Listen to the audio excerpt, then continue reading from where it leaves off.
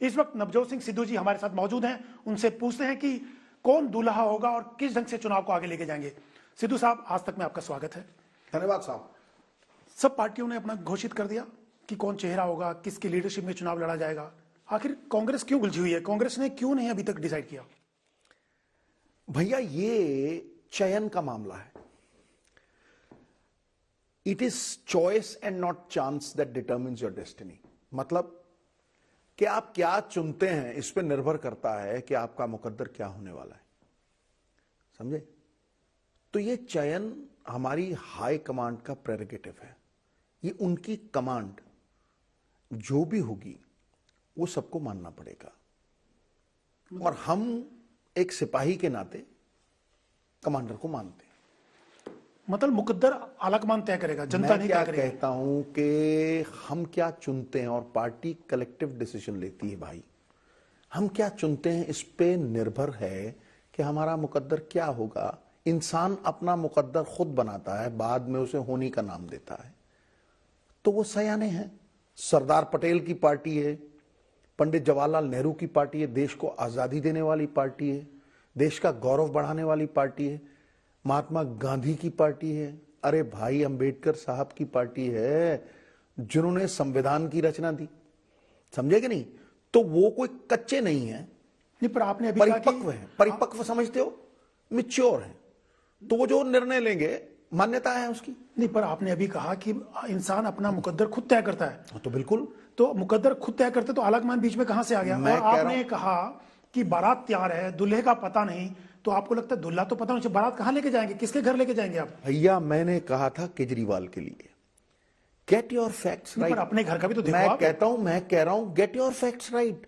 पिछला इलेक्शन इस डायलॉग पे लड़ा था। ये मैंने केजरीवाल को सवाल किया था कितने साल पहले, 5 साल पहले, कि बारात तुतरू तुतरू कर रही है और बहू पीपल तले सोई हुई है। भैया, घोड़ा खड़ा है, दूल्हा कहां है? तो उन्होंने 5 साल बाद जवाब दिया कि भैया हमारे पास दूल्हा है। तो अच्छा भाई, तुम्हारे पास दूल्हा है, खत्म। लेकिन सिद्धू साहब, क्या आपको लगता है अगर चेहरा होता कांग्रेस के पास, उसका फायदा होता? चेहरा घोषित करने में फायदा है या नहीं?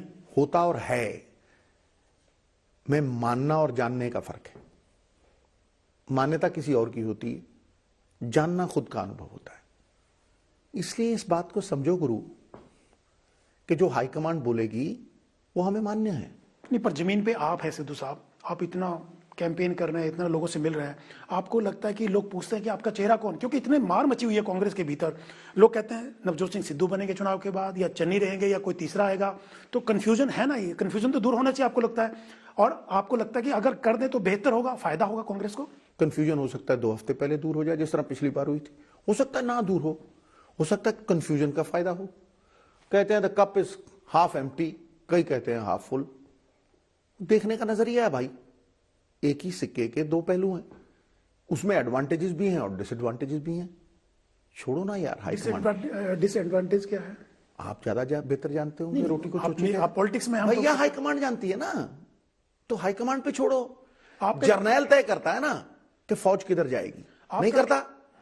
नहीं करता। चेहरा कौन होगा, कौन मुख्यमंत्री बनूगा, ये जनता तय करती है, ना कि आलाकमान। बिल्कुल, ये आपका बयान नहीं था? बिल्कुल झूठ, सफेद झूठ। तो कहां से आ गया? झूठ पे झूठ, झूठ पे झूठ। तो आया ये आया कहां से, मैं बताता हूं तुम्हें। मैंने ये कहा था कि भाई अगर लोग एमएलए बनाएंगे तभी तो आलाकमान चीफ मिनिस्टर का तय करेगी। अगर एमएलए ही 60 नहीं बनेंगे तो चीफ मिनिस्टर कहां से आएगा? अब इस बात को किस तरह से तोड़ना है, मोड़ना है, उसमें मास्टर हो आप। नहीं, हम क्या मास्टर हैं? नहीं, जो बयान आते हैं वो तो बयान आपको बोल दिया। अब इसको कितना तोड़ना है, कितना मोड़ना है, कैसे पेश करना है, बताइएगा। अच्छा, मैंने ये कहा था।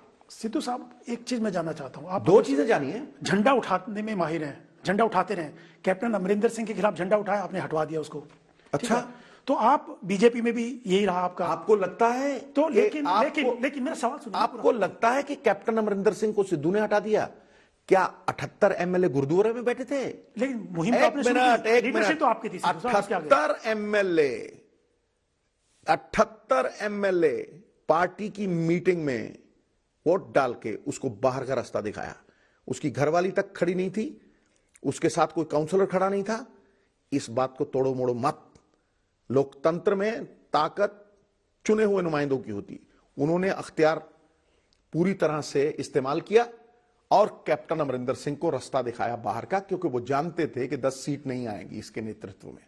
तो वो चला हुआ कारतूस था, उसे फूंक दिया। नहीं, मेरा सवाल कुछ और था सिद्धू साहब।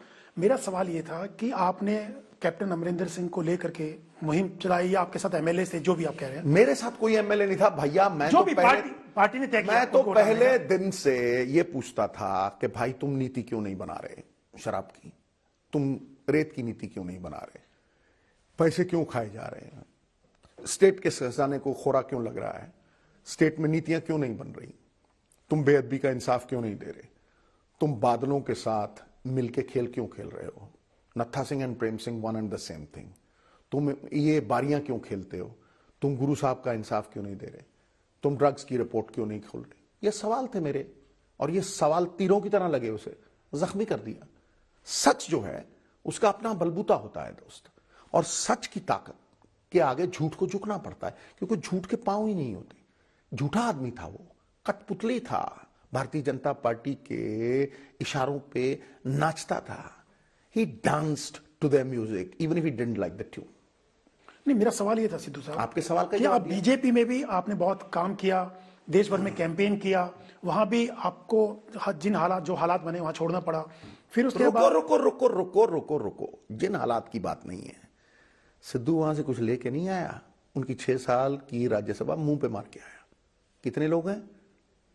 सिद्धू वहां सत्ता छोड़ के आया, उन्होंने कहा अमृतसर को छोड़ दो, कुरुक्षेत्र से चुनाव लड़ो, क्योंकि बादलों की बहू दूसरी बार एमपी बनती, मैं चौथी बार बनता, इसलिए जेटली साहब को लाया गया। उन्हें कहा गया सर्टिफिकेट देंगे हम आपको। सिद्धू ना एमपी बना, ना आईएनबी मिनिस्टर बना, ना कुरुक्षेत्र से इलेक्शन लड़ा। जेटली साहब 1.5 लाख से ठुके यहां, उसके बाद 2 मंत्री ठुके। जब सिद्धू था 19 सीटें आई थी पहले इलेक्शन में, 23 में से सरकार बनी हमारे सपोर्ट पे, फिर 16 आई 23 में से, फिर सरकार बनी, बीजेपी ने झंडे में डंडा लगाया। सिद्धू नहीं था, 2 आई। तो मैं वही बात कह रहा हूं आपको, आप ही की बात को आगे बढ़ा रहा हूं कि आप कहते हैं कि मैं नहीं था तो ये हाल हुआ। तो मेरा सवाल ये है, लीडरशिप थी, लीडरशिप। मैं लड़ता था, मैं कहता था हमारी दी गई ताकत हमारे सर पे जूती बन के कैसे बरस सकती है। आप मुझे आज कैसे कह सकते हो कि जिन लोगों ने मेरे काउंसलर हरा दिए, जिन लोगों ने मेयर बनाने के लिए हमारी सत्ता हिला दी, जिन लोगों ने हमारी दी गई सत्ता हमारे ऊपर ताकत बन के बरसा दी, जो तस्कर हैं, जिन लोगों ने पंजाब को बेच डाला, गिरवी डाल दिया, उनकी कैंपेन करने के लिए आप मुझे कैसे कह सकते हैं? तो शाह साहब एक बार तैयार हुए ड्रग्स की कैंपेन के लिए, तो हमने यहां रैली रखी थी। वो रैली शाम को कैंसिल हो गई। मैं गोवा से आया तो उन्होंने कहा यार बड़े लीडर ने कैंसिल कर दी, तो फिर रखी गई दोबारा से। 2 दिन बाद मैं फिर आया, मैंने कहा जी हम अकेले लड़ेंगे, 70 सीटें जीतेंगे। दोबारा से वो रैली कैंसिल हुई। उन्होंने कहा यार ये नहीं करने दे रहे। उसके बाद कैप्टन अमरिंदर सिंह की रैली बादल ने करवा दी ड्रग्स की, वो मुहिम वहीं फेल हो गई। समझ लीजिए बात, मैं हमेशा, मेरी उनसे कोई निजी दुश्मनी नहीं थी, मैं उन्हें इतना ही कहता था कि हम अकेले इलेक्शन लड़ें। ये एक लायबिलिटी बन चुके हैं, इनके साथ अगर हम रहेंगे, इनकी संगत में कोई पंगत नहीं है, इनकी संगत हमें गिरा देगी। They are liability, they are the albatross around our necks. वो माने भी, लेकिन किस तरीके के दबाव थे, क्या था क्या नहीं, मैं नहीं जानता। फिर जब ये कहा गया मुझे, और मैं ये नाम नहीं बोलूंगा कि किसने कहा, कि आप पंजाब से दूर रहिए, या तो आप बादलों की कैंपेन कर दीजिए या पंजाब से दूर रहिए, मैंने पंजाब चुना, उन्होंने बादल चुने। तो ये वो हिस्ट्री है जिसमें मैंने बीजेपी छोड़ी थी, नहीं त्याग करके, सत्ता का कुछ लेने के लिए नहीं। लेकिन कब तक त्याग करते रहेंगे सिद्धू साहब? मेरा सवाल यही था। सवाल जब ये सीएम नहीं, बनने की बारी आती सवाल है, त्याग की है ही नहीं, पंजाब में भी तो आप पिछड़ जाते हैं। सवाल त्याग तो का है ही नहीं। कब सवाल आपका नंबर कब आएगा सिद्धू साहब? सवाल समझो। नंबर? तुम्हें लगता है मैं नंबर लेने के लिए बैठा हूं यहां? 50 करोड़ रुपए आप सीएम नहीं बनना चाहते आप? मुझे एक बात बताओ, तुम्हें लगता है 50 करोड़ छोड़ के मैं 50,000 की नौकरी कर रहा हूं? किस लिए कर रहा हूं? तुम्हारे लिए नंबर, मेरे लिए पंजाब के लोगों की जिंदगी तब्दील करने के लिए एक प्रयास है। राजनीति ही एक ऐसी चीज है ना, क्रिकेट में आप खुशी बांट सकते हो, टेलीविजन आप लोगों को एंटरटेन कर सकते हो, लेकिन एक सिर्फ राजनीति है जो लोगों की जिंदगी को तब्दील करने का जरिया बन सकती है। और अगर कोई एक तमन्ना है नवजोत सिंह सिद्धू की, तो पंजाब का पुनरुत्थान, the resurrection of Punjab back to its कैसे प्रिस्टीन। पुनरुत्थान होगा सिद्धू साहब? जब तक आपके हाथ में पावर नहीं होगी, अरे आप भाई, कुर्सी पे नहीं होंगे तो कैसे करेंगे आप? ये मेरी बताइए एक- ना। मेरी तो एक- आप सीएम तो बनना चाहते हो ना, तभी तो पुनरुत्थान मैं होगा, कहता हूं, तभी पंजाब का भला होगा, तभी आपका पंजाब मॉडल शुरू होगा ना, मेरी एक लागू बात होगा। ध्यान से समझो, मैं किसी पोस्ट के लिए नहीं लड़ रहा, मैं एक एजेंडे के लिए लड़ रहा तो एजेंडा कैसे लागू हूं। करेंगे मैं आप? कह रहा हूं, यही तो मैं कह रहा हूं कि अगर एजेंडा है तो सिद्धू है। नहीं तो पोस्ट के बिना कैसे एजेंडा मैं इंप्लीमेंट करेंगे आप? ये तो भैया, बताइए, मैं ये जानना मैं- चाहता हूँ किसी मैं- को कैसे गले उतरेगी। सिद्धू साहब आप मुख्यमंत्री नहीं है स्टेट के, तो अपना पंजाब मॉडल, आपका एजेंडा इंप्लीमेंट कैसे करेंगे? जो आप पंजाब को नया रूप देना चाहते हैं, नए तरीके से शुरू करना चाहते हैं, पंजाब की जो तरक्की चाहते हैं आप, वो कैसे होगी? तुम्हें लगता है कि गांधी जी के पास पोस्ट थी कोई? तो आप गांधी जी बनना चाहते हैं? मैंने कहा जरूरी है कि पोस्ट हो किसी चीज को बदलने पोस्ट की जरूरत नहीं है। तो भाई पोस्ट थी उनके पास, तुम जवाब दो ना, कभी कभी तुम भी जवाब दिया करो। क्या गांधी जी प्रधानमंत्री थे? क्या गांधी जी मुख्यमंत्री थे? देश बदल दिया, देश आजाद करवा दिया है। ये जरूरी नहीं है कि तो आप गांधी जी की भूमिका देखते अरे हैं? यार, क्या गांधी जी रोल मॉडल नहीं हो सकते किसी के? और दूसरी बात यह है कि हर आदमी पोस्ट के लिए नहीं जीता, हर आदमी पैसे के लिए नहीं जीता। कुछ लोग ऐसे भी होते हैं जिनमें किरदार जीवित है, जिनका जमीर मरा नहीं, जो बिकते नहीं है, जो सिर्फ इतना ही चाहते हैं कि इस पंजाबी सूबे के कल्याण में मेरा कल्याण निहित कर।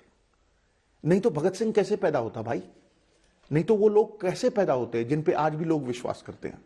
सरदार पटेल, एक प्राइम मिनिस्टर ने एक कार ली थी, उसका लोन वो सारी उम्र उतार नहीं पाए, आज भी वो स्टैंडर्ड कार उनके म्यूजियम में पड़ी है।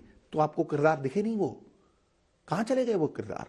आज पंजाब को लूटा जा रहा है, आज पंजाब को गिरवी रखा जा रहा है। 25 साल से एक सिस्टम बारंबार पंजाब का हनन कर रहा है, पंजाब के खनन को निजी जेबों में डाल रहा है, माफिया राज चल रहा है पंजाब में 25 साल। क्या उस सिस्टम को बदला नहीं जाना चाहिए? एक सिस्टम जहां गुरु साहब ने कहा, राज बिना नहीं धर्म चले हैं, धर्म बिना सब दले मले हैं।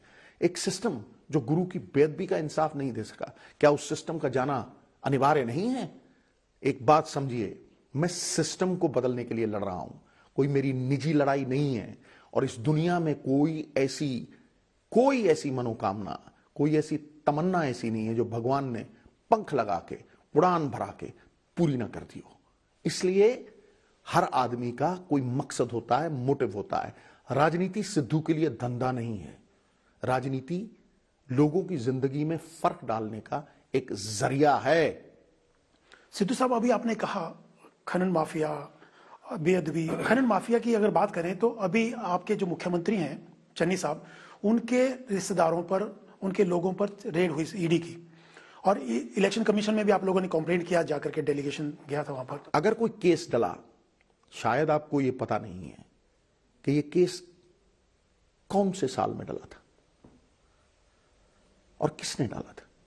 मैं तुमसे सवाल पूछता हूं, यह केस 2018 में कैप्टन अमरिंदर सिंह की सरकार में कैप्टन अमरिंदर सिंह ने चरणजीत चन्नी पे डाला था, समझे?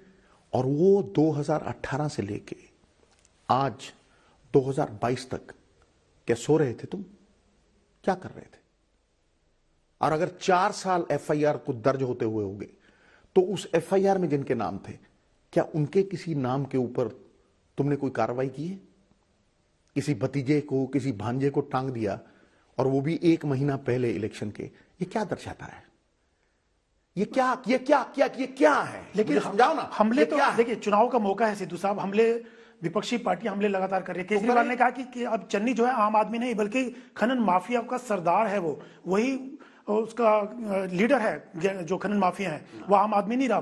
तो तमाम पॉलिटिकल पार्टी, तो केजरीवाल से पूछो, ब्लैक लिस्टेड डीप माफिया को 2 जोन की पॉलिसी तोड़ के तूने 4 जोन की कैसे दे दी? जो आदमी मुख्यमंत्री स्वांग रचा करता था, फ्रॉड है दुनिया का सबसे बड़ा, और कहा करता था कि दिल्ली की गलियों में शराब नहीं बिकने दूंगा, आज गली गली शराब कैसे बेच रहा है वो? पोंटी चड्डे के पास कैसे बिक गया? उसको पूछो कि भाई तुम अमेरिका में गए थे, कनाडा में गए थे, वो आज भी तुमसे हिसाब मांग रहे हैं, यहां तुम टिकटें बेच रहे हो। हैं? कौन सी बात का यकीन करें तुम्हारी? 8 लाख नौकरी कही 400 मिली। यहां तुम कहते हो टीचरों को गली ओ ऊपर से उतार देंगे। 22,000 टीचर के बीच मैं बैठ के आया, वो कहते बंधुआ मजदूर बना दिया हमें, 15-15 दिन का कॉन्ट्रैक्ट करवाता है ये आदमी। फिर तुम महिलाओं को सिर्फ 18 साल के ऊपर वाली को ही 1,000 दोगे। क्या दिल्ली में दिए हैं? तुम्हारी कैबिनेट में एक महिला है? क्या तुम पहले मुख्यमंत्री नहीं थे जिन्होंने तीनों काले कानून नोटिफाई किया? आज भी वो नोटिफाइड है? क्या तुम्हारी कैबिनेट में कोई पंजाबी है? बताओ केजरीवाल, तुम्हारा एसवाईएल के ऊपर क्या स्टैंड है? गिरगिट तुम्हारा आराध्य देव है, पल पल बदलते हो। मुर्गा देखा है? वो वेदरकॉक के ऊपर मुर्गा देखा है?